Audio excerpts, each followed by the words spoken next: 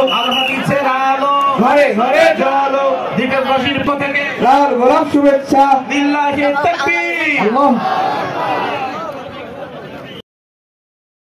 মোংলায় অনুষ্ঠিত হয়েছে আন্তর্জাতিক কোরআন সম্মেলন। আন্তর্জাতিক কোরআন তেলাওয়াত সংস্থা এর উদ্যোগে রবিবার বিকেল থেকে শুরু হওয়া এই কোরআন তেলাওয়াতের প্রতিযোগিতা চলে রাত 1টা পর্যন্ত। সম্মেলনে উপস্থিত ছিলেন বিশ্বের 5টি দেশের কারি ও মুহাদ্দিস সহ বেশ কয়েকজন ইসলামী বিশেষজ্ঞ দলের সদস্য।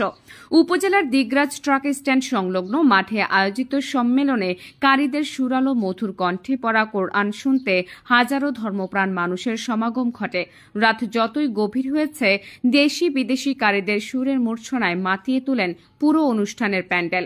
এখানে শুধু মোংলা উপজেলার নয়, বাগেরহাট, শরণখোলা, মোরেলগঞ্জ, দাকুব সহ আশপাশের 7 থেকে 8টি উপজেলার প্রান্তিক জনপদের নারী পুরুষের সমাগম ঘটে এই কিরাত সম্মেলনে। তেলাওয়াতের মূর্ছনায় মাতিয়ে তোলেন বিশ্বের শ্রেষ্ঠ কারিদের অন্যতম।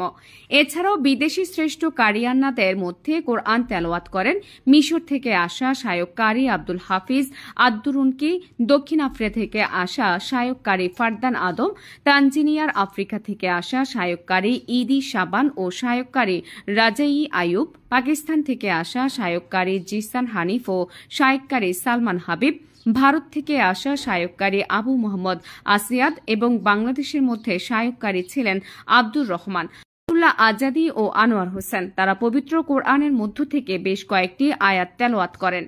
এ সময় কেন্দ্রীয় বিএনপির গবেষণা বিষয়ক সম্পাদক কৃষিবিদ শামীমুর রহমান শামীম, বাগেরহাট জেলা জামায়াতের নায়েবে আমির অ্যাডভোকেট মাওলানা আব্দুল ওয়াদুদ, জামাত নেতা অধ্যাপক কোহিনুর সর্দার, বুড়িরডাঙ্গা ইউপির চেয়ারম্যান উদয় শঙ্কর বিশ্বাস, সমাজসেবক মোহাম্মদ নাসির হাওলাদার সহ অন্যান্যরা উপস্থিত ছিলেন।